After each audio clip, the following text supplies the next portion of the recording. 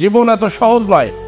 দুবাইয়ের যে আজকে চাকচিক্য আপনারা দেখছেন, কিছুদিন আগে ফেসবুকে দেখলাম দুবাইয়ের শেখের সেই কি ওনার নাম ভদ্রলোকের, যিনি এখন বর্তমান সেখানকার প্রধান, তার একটা ইন্টারভিউ এক সাংবাদিক নিয়েছে যে আসলে আপনার জীবন, আপনার সম্পদ, এর রহস্য কি, কিভাবে এত দূরে আসলেন, আপনার সন্তানেরা এরপর আরো কি করতে চাচ্ছে। উনি শুধু বলছেন যে আমার বাবা উট চড়াতেন, আমি উট চড়িয়েছি। তো দেখা গেছে আমার বাবা উট চড়াতেন, আমি উটের পিঠে উঠছি, আমি স্ট্রাগল করেছি, আস্তে আস্তে করে ব্যবসা বাণিজ্য এই জায়গাটাকে তৈরি করেছি। আমি আজকে পরিশ্রমের মাধ্যমে আমি BMW মার্সিডিজে চড়ি, আমার ছেলেমেয়েরা ল্যাম্বরগিনিতে চড়ে, আরও দামি দামি গাড়িতে চড়ে, মানে কি ওই যে কি বলে ডায়মন্ড খচিত যে গাড়িগুলো আছে সেগুলোতে তারা চড়ে। তো দেখা গেছে আমার বাবা স্ট্রাগল করেছে, আমি করেছি, একটা পর্যায়ে আসছি। কিন্তু আমার সন্তান, তার সন্তানেরা আবার গিয়ে পুনরায় দেখা যাবে একটা সময় গিয়ে আবার উট চড়াচ্ছেন। তখন কিন্তু হতবাক হয়ে গেছেন সেই সাংবাদিক, বলেছেন কেন এমন হবে। তখন উনি একটা কথাই বলেছেন যে খুব কঠিন পরিস্থিতি মানুষকে অনেক স্ট্রংভাবে তৈরি করে, এবং বাংলাদেশ শুধু নয়, পৃথিবীর যত চরম শিখরে মানুষগুলো গেছে তারা কিন্তু খুব কঠিন পরিস্থিতির শিকার হয়ে অনেক স্ট্রাগল করে কারো বাড়িতে লজিং থেকেছে, খেয়ে না খেয়ে কিন্তু তারা কিন্তু বড় বড় পর্যায়ে গেছে।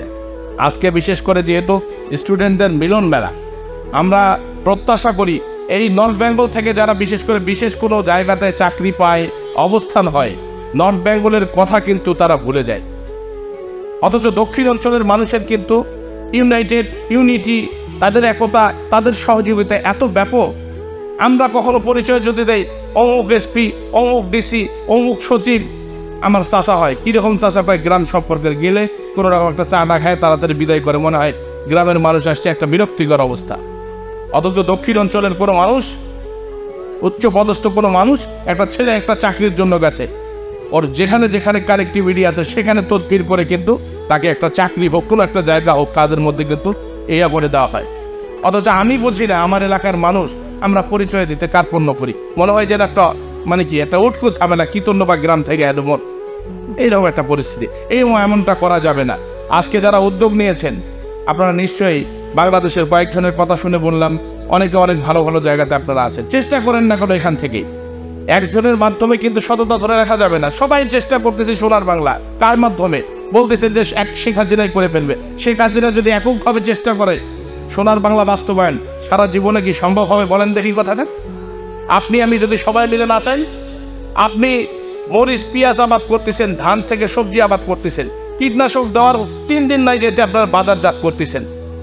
Heart, kidney, liver cirrhosis, cancer, এই ক্যান্সার তো আগে চিনতাম না। সকালবেলা হলে কমপক্ষে 5-7-10 জন ক্যান্সারের রোগী টাকার জন্য যা বসে থাকে আমার কাছে। গঞ্জের বড় দোকান, এখন সব থেকে সজ্জিত দোকান হচ্ছে কি আমাদের ওষুধের দোকান। লজ্জায় মাথাটা হিট হয়ে আসে। এই কারণটা কি সরকারের? এখন তো সবাই বলবে যে সব দোষ হলো শেখ হাসিনার। শেখ হাসিনাকে বলেছে যে এই সমস্ত কাজগুলো করার জন্য। আজকে বহির্বিশ্বের অনেক দেশে সততা 1-2 টাকাতে বিক্রি হয় না, সততা বিক্রি হচ্ছে লক্ষ লক্ষ কোটি টাকাতে। যান সিঙ্গাপুরে, পানি পর্যন্ত কিনে খায়। অথচ বিশ্বের যত বড় বড় কর্পোরেট শাখার ব্যবসা বাণিজ্যের প্রধান যে মেইন অফিসটা সেই সিঙ্গাপুরে আছে। কেন? সেখানে বিচার পাওয়া যায়, সততা, নিষ্ঠা, সেখানে সিকিউরিটি একটা লাইফ লিড করে, সেখানে মানুষের নিরাপত্তা দেওয়া হচ্ছে। আর বাংলাদেশে শুনতে পাই এই রমজান মাস আসলে সরকারকে হুঙ্কার দিতে হচ্ছে। সরকারকে কি করতে হয়? ভ্রাম্যমাণ আদালত পরিচালনা করতে হচ্ছে। এক তরমুজ কেনেন 120 টাকা, 120 টাকা, 60 টাকা, 70 টাকা, আপনি কেজি বিক্রি করতেছেন 150 টাকা। এ লজ্জার আগে কোথায়?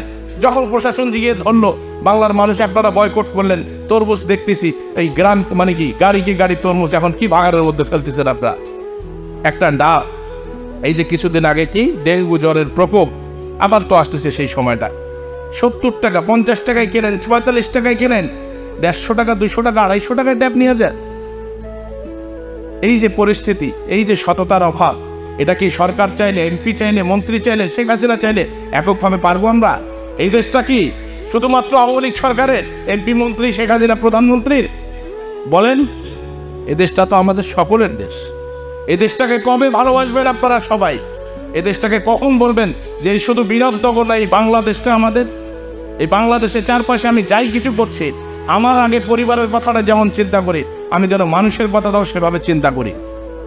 এই কথাগুলো এই কারণে বলছি, নতুন করে জাগ্রত হবার সময় এসেছে। নিজের অবস্থান থেকে যতটুকু করব, খুব বেশি প্রয়োজন আমাদের সততা, খুব বেশি প্রয়োজন। মঞ্চে দাঁড়িয়ে বক্তৃতা করে মুখে ফ্যাপনা তুলে ফেলছি, রাতের অন্ধকারে টাকা না হলে চাকরি পাওয়া যাবে না।